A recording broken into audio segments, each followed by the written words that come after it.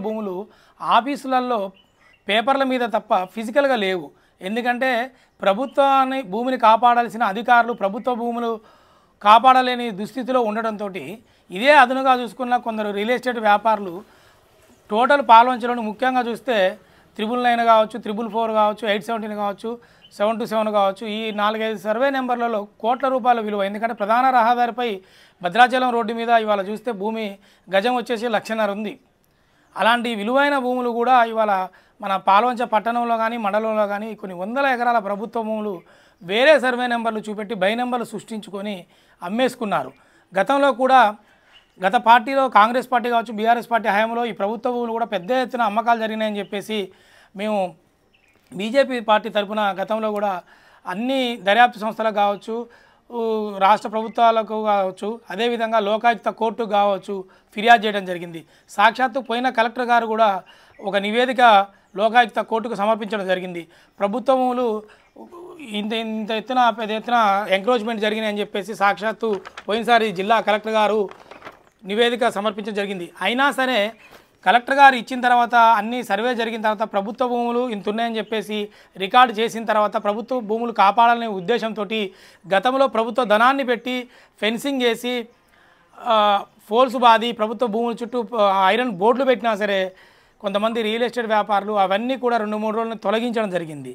మనం చూస్తే సినిమా ఫక్కీలు అంటే రాజావారి చేపల చెరువు సినిమాని కథని తలపిస్తుంది అలా పాల్వంచ ప్రభుత్వ భూములు. ఎక్కడ కూడా ప్రభుత్వ భూములు పేపర్లో తప్ప ఫిజికల్గా లేవు. పాల్వంచ హెడ్ క్వార్టర్ అయిన తర్వాత ఉన్న కాస్త భూములు కూడా మొత్తం కూడా వేరే సర్వే నెంబర్లు పెట్టుకొని అమ్ముకున్నారు.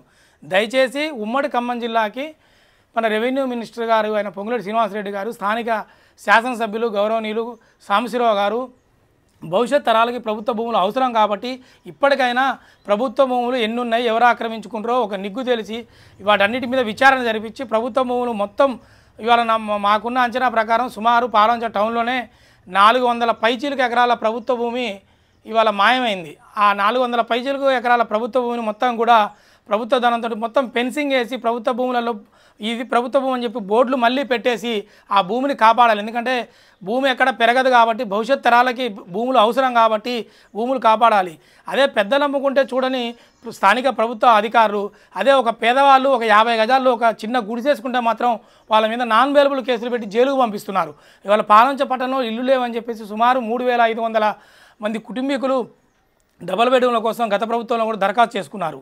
కానీ అదే ప్రభుత్వ భూమి ఎవరో కొంతమంది గద్దల్లాగా తన్నుకుపోతుంటే చూస్తున్న స్థానిక ప్రభుత్వ రెవెన్యూ అధికారులు అదే పేదలు 3,500 కుటుంబాలు ఇవాళ పాల్వంచ పట్టణంలో ఇల్లు స్థలం లేని వాళ్ళు ఉన్నారు కాబట్టి అవసరమైతే ఆ ప్రభుత్వ భూమిని రికవర్ చేసుకొని కబ్జా నుంచి ఈ పాల్వంచలో ఉన్న పేద కుటుంబాలు 3-4 వేల పేద కుటుంబాలు ఉన్నాయి కాబట్టి వాళ్ళకి అవసరమైతే మనిషికి 100 గజాల స్థలం ఇచ్చి ఇల్లులు కట్టిస్తే మంచి చేసిన వాళ్ళు అవుతారు కాబట్టి ఆ విధంగా ఆలోచన చేయాలని చెప్పేసి స్థానిక శాసనసభ్యుని జిల్లా రెవెన్యూ శాఖ మంత్రిని మేము కోరుతున్నాం బీజేపీ పార్టీ తరఫున. ఇవన్నీ కూడా పూర్తి సమాచారం సాక్ష్యాధారాలతో మాకు ప్రభుత్వ భూములు ఎక్కడెక్కడ కబ్జా అయినో మా దగ్గర సమాచారం ఉంది కాబట్టి మరొకసారి మేము సాక్షాత్తు ఈ ఉమ్మడి జిల్లా రెవెన్యూ మినిస్టర్ గారికి, జిల్లా కలెక్టర్ గారికి, ఆర్డీఓ గారికి, స్థానిక తహసీల్దార్ గారికి పూర్తి సమాచారంతో మళ్ళీ లెటర్లు ఫిర్యాదు చేస్తాం. అప్పటికి కూడా ప్రభుత్వం రికవరీ చేసుకోకపోతే మాత్రం భవిష్యత్తులో బీజేపీ పార్టీ తరఫున ప్రత్యక్ష పోరాటం కూడా దిగుతామని తెలియజేస్తున్నాం.